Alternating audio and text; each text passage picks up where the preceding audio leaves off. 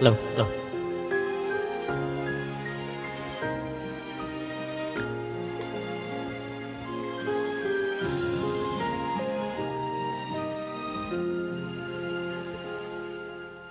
Để anh nói xong rồi sẽ đi ngay. Ngày hôm nay đâu ai muốn như vậy. Anh đã thấy em hôn ai thầm đáng say. Lời xin lỗi đừng trao anh lúc này. Bao năm yêu nhau cho với em đâu quan trọng. Vì thứ xa hoa mới là điều em mong. Còn điều gì vương vấn nơi em không, khi trái tim em không còn của anh nữa. Anh không trách vì em hạnh phúc cũng là điều anh mong. Mong sao cho cuộc sống em mãi luôn bình yên. Ngày hôm qua sẽ may là câu chuyện của quá khứ thôi mà. Cuộc đời này thật có quá nhiều đắng cay. Cái gì của mình sẽ mãi mãi là của mình. Còn không quan mây đi nữa cũng thế mà thôi.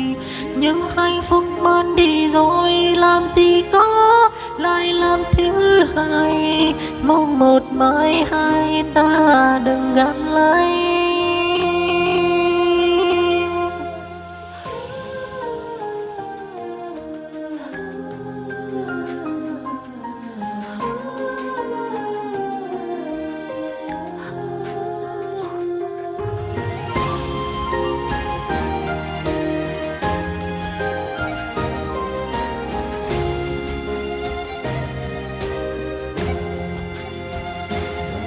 Bao năm yêu nhau cho với em đâu quan trọng. Vì thứ xa hoa mới là điều em mong. Còn điều gì vương vấn nơi em không, khi trái tim em không còn của anh nữa. Anh không trách vì em hạnh phúc cũng là điều anh mong. Mong sao cho cuộc sống em mãi luôn bình yên. Ngày hôm qua sẽ mãi là câu chuyện của quá khứ thôi mà. Cuộc đời này thật có quá nhiều đắng cay. Cái gì của mình sẽ mãi mãi là của mình. Còn không quan mây đi nữa cũng thế mà thôi. Nhưng hạnh phúc mất đi rồi làm gì có lại làm thứ hai. Mong một mai hai ta đừng gặp lại. Anh không trách vì em hạnh phúc cũng là điều anh mong.